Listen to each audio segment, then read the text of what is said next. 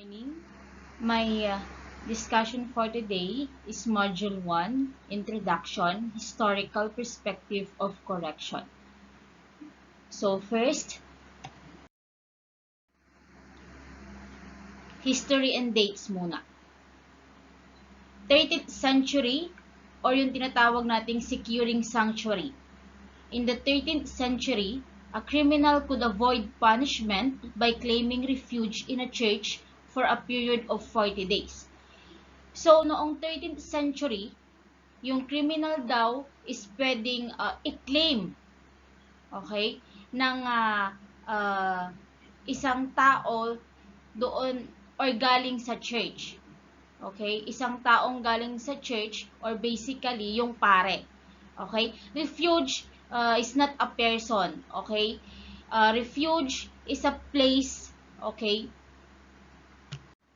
So, as I've said, refuge is not a person but a place or shelter to protect. Okay? To protect people. Okay? So, once na-claim ka ng isang pare galing sa church, okay? Meron lang siyang period of 40 days. Yung pamamalagi doon ng criminal is 40 days para ma-avoid or hindi siya mapatawan ng punishment. So, ganon noon sa 13th century. Next, we have 1576. England ordered that each county should construct an institution for the confinement of offender, which is popularly known as the English House of Correction or yung tinatawag nating Bridewell.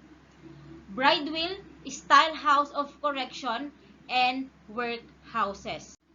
So, noong 1576, nagbigay sila ng order, okay, para mag-construct ng isang institution or confinement para sa mga nakagawa ng offense.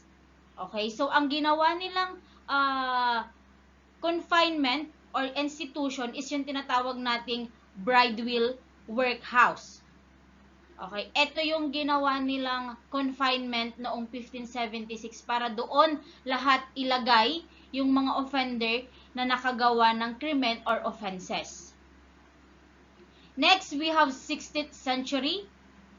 Okay, 16th century, the transportation of criminals in England was authorized at the end of this century. Russia and other European countries followed this system. This practice was abandoned in 1835. So, noong 16th century, dito na dito nila inauthorize yung pag-transportation ng criminals sa iba't ibang lugar. Okay, pero nag-end siya nung century din na yon, okay, sa Russia and other European countries.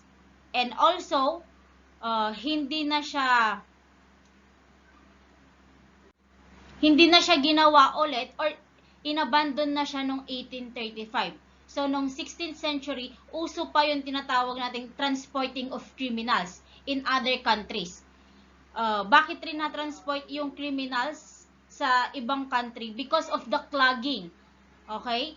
Yung pagiging puno nung ibang workhouses or corrections or institution. Kaya nililipat sila sa ibang bansa. So, nauso ang transportation of criminals that time. Next, we have 18th century. 18th century, known as Age of Enlightenment. Additional jails were constructed due to the decreasing opportunities for the transportation of criminals to the other countries and the elimination of the need of gallery slaves. So, kagaya ng sabi ko kanina doon sa 16th century, kaya sila nagtra-transport ng criminals sa iba't ibang bansa because of the increasing ng gumagawa ng krimen. And dito naman sa 18th century, kailangan nilang mag-construct or mag-add ng mga jails, okay, para mag-add ng jails doon sa country nila para hindi na sila mag-transport pa ng criminals. Kasi meron tayong tinatawag na risk. Kasi once na nag-transport ka ng criminals doon sa ibang bansa, malay mo doon pa tumakas yung criminal. Okay? Para maiwasan yon, kailangan nilang mag-add or mag-construct ulit ng mga jails or institution doon sa country na yon, kung saan nag-i-increase yung mga criminals natin. Next, we have the so-called gauls or jails. Okay? The description given to pre-trial detention facilities operated by English sheriff in England during 18th century. So, yung jails is nag-originate din siya noong 18th century. Okay? Ang jails lang kasi is nilalagay lang yung mga gumawa ng krimen doon para doon na nila hintayin yung trial nila. Okay? Doon muna sila. Okay? Habang hindi pa umuusad or habang wala pa silang final verdict, doon muna sila sa tinatawag nating gauls or jails noong 18th century. And gauls or jails is operated by English sheriff. Or kabaliktaran niya ngayon dito, or ngayong 21st century is yung tinatawag nating chief of police. Okay? Next, we have galleys. Okay? Galleys, long, low, narrow, single-deck ships propelled by sails, usually rowed by criminals. A type of ship used for transportation of criminals in the 16th century. So, ito, yung galleys ang ginagamit nilang transportation or means of transportation para ma-transport nila ngayon yung mga criminals sa iba't ibang country noong 16th century. Okay, so ang galleys daw is long, low, narrow, and single-deck ship. Okay, so yan yung mga sinasakyan ng criminals. So, next. So, we have hulks or yung tinatawag nating floating hell. Okay? These are former warships used to house prisoners in the 18th and 19th century. The hulks were originally intended only as temporary solution to a problem, but they were not completely abandoned until 1858 or 80 years later. So, itong hulks naman or yung tinatawag nating floating hells is warship. Okay? Ito yung mga ginamit nila o yung tinatawag nating mga barkong pandigma. So, ginamit nila itong mga warship na ito para maging temporary. Okay? Temporary solution para sa problema nila. Okay? Na hindi sila mag-clog doon sa isang prison. Okay? So, temporary lahat kapag napupuno na yung prison nila doon sa country na yon, pwede nilang ilagay yung ibang prisoners dito sa tinatawag nating hulks or yung floating hell. Next, we have the so-called ordeal. So, ordeal is the church substitute for a trial. Okay? What do you mean substitute? Okay? Substitute or yung magiging kapalit muna niya. So, until the 13th century, wherein guilt or innocence was determined by the ability of the accused of being unhurt through dangerous and painful tests. So, we have different ordeals or yung tinatawag nating trial by ordeal. So, let's check kung ano ba yung mga iba't ibang ordeals na meron tayo noon.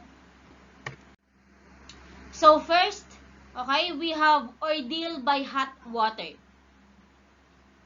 The accused would reach into a pot of boiling water and retrieve an object. If the accused was innocent, the water would not burn their skin. But if they were guilty, then the burns would reveal their guilt.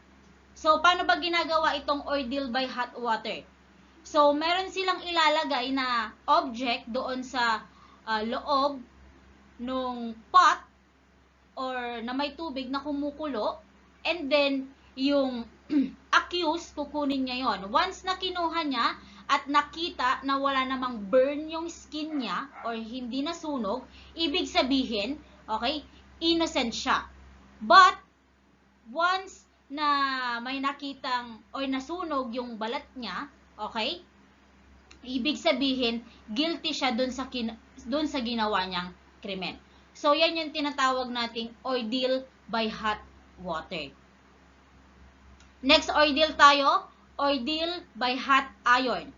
So, the accused or person would carry a burning hot iron, okay, so many paces without being burned to prove their innocent. So, yung accused or yung taong may kasalanan, okay, bubuhatin niya yung burning iron. Okay? Once na binuhat niya at walang burn, okay? Ibig sabihin, prino-prove na innocent siya, hindi siya guilty. Okay? Para lang din siyang hot water. Kaya lang nga ito kasing hot water is a boiling water kasi ito naman hot iron, mainit na bakal. Mainit lang siya na bakal. Okay? Next, we have the so-called ordeal by cold water. So, kung meron tayong hot water, meron din tayong cold water. So, ordeal by cold water, the accused was dumped into a pool of water. If they were innocent, they would sink. And if they were guilty, they would float. Okay, so kung titignan mo, kahit naman hindi malamig yung tubig, okay, magfo-float ka talaga. Okay? Kahit naman nagsisimig ka lang, hindi naman yun malamig. Warm naman yung water sa swimming pool, pero nagfo-float ka. So, iba talaga yung trial nila noong ang mga sinaunang tao pa. So, sabi dito, if the accused was dumped into a pool, if they were innocent, they would sink. Ibig sabihin, kapag innocent sila, lulubog sila. Pero kapag guilty sila, okay, magfo-float sila. So, yan naman ang ordeal by cold water. So, siguro kung ayaw nilang maging guilty doon sa krimen na ginawa nila, kanya-kanyang diskarte na para lumubog sila, 'di ba? So, next. So, we have ordeal by the sacrament. Ordeal by sacrament, whereby an accused priest would be required to take the wafer of communion. If they were guilty, the accused clergy member was expected to choke on the sacrament. And if innocent, they would swallow it without incident. So, ito namang ordeal by the sacrament, ginagawa lang ito kapag yung tao sa church or yung priest or yung clergy is may nagawang kasalanan. Ang gagawin or ang required na gawin nila para ma-prove yung innocence nila is to take the wafer of the communion. Okay? Kung guilty sila, okay, the accused clergy member was expected to choke. Mabubulunan. Pero kapag innocent sila, okay, masaswallow nila yung wafer of communion without any incident na mangyayari sa kanila. So, yan naman yung ordeal by sacrament. So, let's go now to the early codes. First, we have the so-called Babylonian and Sumerian codes. Code of King Hammurabi or yung tinatawag nating Hammurabic Code. Babylon created as the oldest code prescribing savage punishment. So, sabi dito, ang Hammurabi or Hammurabic Code ang pinaka-oldest, okay, code na nag-prescribe ng savage punishment around 1759. But in fact, Sumerian codes were nearly 100 years older. So, mas matanda ang Sumerian code kaysa sa Hammurabic code. The main concept of Hammurabic code is yung tinatawag nating lex talionis, which means an eye for an eye and a tooth for a tooth.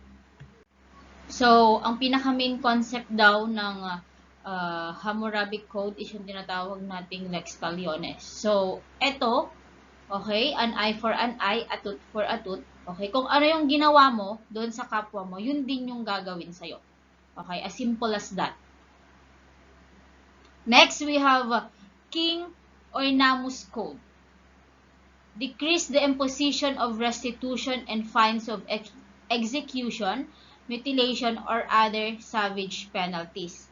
Analysis of King Ornamus also carries a concept of restorative justice that re-establish the lost relationship between the involved parties in crime that existed before the commission of crimes. So, dito naman kay King Ornamus Code, okay, dinidecrease or pinapababa nila yung imposition of restitution and also yung fines na ipinapataw. Hindi lang ang fines, also the execution, kung ano yung ipapataw or i-execute, kung papatayin man siya or makukulong siya panghabang buhay. Then, the mutilation. Mutilation is yan yung pag-cut ng iba't ibang parts or pag-mutilate sa body parts ng katawan mo and other savage penalties. So, yan yung pinaka-main concept ni King Ornamus Code. So, we have Roman and Greek codes. So, yung dalawang nauna kanina, we called that early code. So, eto naman, Roman and Greek codes naman tayo. First, we have the so-called Justinian Code noong 529 AD. Emperor Justinian of Rome wrote his code of law. This code was a revision of the 12 tables of Roman. So, alam nyo na kung ano yung 12 tables kasi nasa correctional institution siya. However, the law did not survive due to the fall of Roman Empire, but left a foundation of Western legal code. So, yung Justinian Code is yan yung code or law na sinulat ni Emperor Justinian. Ito yung revision, okay, ng tinatawag nating 12 tables. Pero hindi nagtagal or hindi nag-survive dahil nawala or nag-fall. Okay, yung tinatawag nating Roman Empire. Pero kahit naman nawala, meron pa rin naman siyang iniwan. Okay, meron pa rin silang naiwan or iniwan dito sa may Western legal codes ng mga Romanos. So, yun ang Justinian Code natin. Next, yung tinatawag nating the 12 tables. Represented the earliest codification of Roman law incorporated on to the Justinian Code. So, yan yung earliest codification of Roman law. Or sabihin na natin pinakauna. Yan yung pinakamaagang nagawa nilang law or code para sa mga Romans. Ang tinatawag nating 12 tables. Next, we have the so-called Greek Code of Draco in Greece. So, a harsh code that provides the same punishment for both citizen and the slaves. As it incorporates primitive concepts, the Greeks were the first to allow any citizen to prosecute the offender in the name of the injured party. So, ang Greek Code of Draco, okay, it is also a harsh code, okay, pero, for both citizen and slave, ibig sabihin, balanse sila, pantay po sila. Kung ano yung ipinapataw sa citizen ng country na yon, ganun din sa slaves nila. And also, Greek Code of Draco, sabi nga dito, were the first to allow any citizen, yung citizen or yung people doon sa country na yon, na mag-prosecute, ipo-prosecute niya yung offender. Pero, sa pangalan ng injured party. So, noong year na yon, okay, yung citizen ang isa sa mga nagpo-prosecute sa mga offender. Pinapayagan sila. Next, we have the so-called the Burgundian Code. This code introduced the concept of restitution. This code specified punishment according to the social class of offenders, dividing them into nobles, middle class, and lower class, and specifying the value of life of each person according to social status. So, dito sa Burgundian Code, introduce yung concept of restitution or yung pagre-restore or ibinabalik. Okay? So, restitution. So, itong restitution na to, okay, nagbibigay din siya ng punishment pero divided into 3. Social class. Yung tatlong social class noon. We have the so-called nobles or yung mga mayayaman, middle class or yung mga hindi masyadong mayaman, and also the lower class or yung mga sabihin na nating nakatira sa slum area, and specifying the value of the life, kung gaano ba ka-valuable yung buhay nila according pa rin sa social status nila or yung katayuan nila sa buhay. Yan yung tinatawag nating Burgundian Code. Next, we have 509 BC. A law was passed prohibiting flogging or execution unless affirmed by the Coryat Assembly. Okay, ito, noong 509 BC, merong law na ipinasa na nagpro-prohibit, okay, for the flogging and execution. So, itong law na ipinasa nila noon is ipinagbabawal niya yung flogging or execution. Ano ba yung flogging na tinatawag natin? So, yung tinatawag nating flogging is yung paghampas. Okay? Kung pinapalo ka or hinahampas ka ng stick or whip. So, yan yung mga ipinagbabawal noon. Ang may kagagawan dyan is yung tinatawag nating Coryat Assembly. So, ano nga ba yung tinatawag nating Coryat Assembly? So, was the principal legislative assembly during the era of the Roman Kingdom. While its primary purpose was to elect new kings, it is also possessed rudimentary legislative powers. So, ang Coryat Assembly, okay, ito yung pinaka-principal legislative assembly noong era ng Roman Kingdom. And ang pinaka-purpose nito is to elect new kings. Okay, para makapag-elect sila ng bagong kings na pamumunuan sila. So, yan ang tinatawag nating Coryat or Curate Assembly. Next, we have two rival prison system in the history of correction. Yes, we have two. The Auburn prison system and the so-we-called the Pennsylvania prison system. Ano ba yung pinagkaiba nitong dalawa? The Auburn prison system, also known as the congregate system. The prisoners are confined in their own cells during night and congregate workshops during the day. Okay? Complete silence was enforced. So, ang ibig sabihin ng congregate system, kino-confine sila doon sa sarili-sarili nilang cell during day and night. Pero once nagagawa na sila, okay, or magtratrabaho na sila, papalabasin sila. Pero complete silence ang ini-enforce or ang ibinibigay sa kanila or ang gagawin nila. Next, we have the so-called Pennsylvania prison system or yung tinatawag nating solitary confinement. Dito naman, yung mga prisons, okay, nasa selda lang nila, okay, during day and night. Doon sila matutulog, doon sila kakain, doon nila gagawin lahat ng religious instructions na pinapagawa ng institution na yon.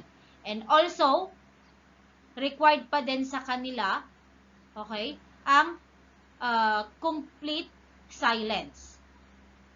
So, ayan ang pagkakaiba ng Auburn. Sa Auburn, pinapalabas sila para gumawa ng trabaho. Dito sa Pennsylvania, hindi. Doon na, sa loob ng selda nila, gagawa ng trabaho. Pero in complete silence. And also, prisoners in Pennsylvania, okay, they are required to read the Bible. Hindi ko naman sinasabing doon sa Auburn system, hindi required. Pero dito kasi sa Pennsylvania, nire-required talaga nilang magbasa yung mga prisoners ng Bible. So, yan ang pagkakaiba ng prison system na Auburn tsaka Pennsylvania. Oh, so that was the end of Module 1 discussion. So, thank you and God bless.